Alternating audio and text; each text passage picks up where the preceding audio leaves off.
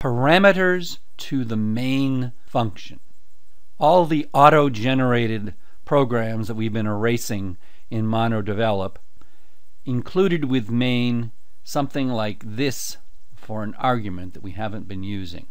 Now it's time to explain that this is possible and useful. The only parameter that you can put in to main is exactly in this form. The only parameter can be an array of strings. And by convention it's called args, but that formal name isn't necessary. This deals with the command line, so we should go to the command line. Here I've gotten into my examples folder. Let's go down into the project print param, compile and run, and then mono print param.exe. Note that it comes back with there are 0 command line parameters. Well, thus far we've never used command line parameters, but let's try it. Let's say this is it, on the same line as the command to run the function. Now it says there are 3 command line parameters, this and is and it. And of course those are exactly the words that I wrote here with space between them. Let's try it again. There I'll put what, and there's exactly 1 command line parameter, what. You can put things on the command line with spaces in them, but then you need to put quotes around the whole thing. Note what this says. There is 1 command line parameter, the whole thing inside of the quotation marks. So anyhow, my program is interacting with the stuff that I put on the same line as the call to run this program on the command line. Let's see how that works. The computer looks at the command line and breaks it up into individual strings split at blanks by default, but you saw if you put quotes around things, then the whole thing in quotes was 1. It takes these things and it puts them in an array, because there can be multiple of them.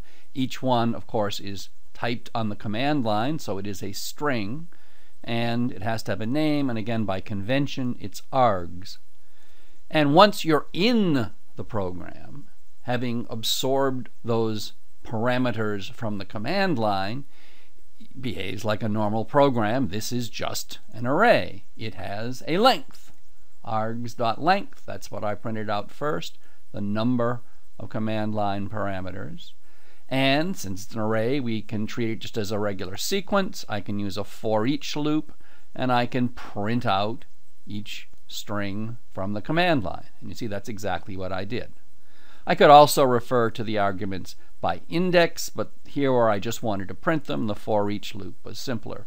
Of course, like any other array, they will have elements with index 0 through 1 less than the length. Now, this can be simulated in MonoDevelop when you're trying to test a program. So let's try this with the print param project. I will open the local menu here, right-clicking in Windows, and run with, we haven't used that before, custom parameters. And so, for instance, I could say, what is this? And execute. And that's just as if I'd put it on the command line. There were 3 command line parameters, what, is, and this. It's also possible if you want to test something over and over, you're debugging it and there's a problem, you don't have to go through quite so much. When I run with custom parameters, like what now, I can save this configuration as a custom execution mode, and I can give it a name, what now, and then I can execute it. The point now is that I can go back to run with, and notice what now. I don't have to open the custom parameters dialog and type stuff in. I can just use the last parameters, and there we are. What now have been used again.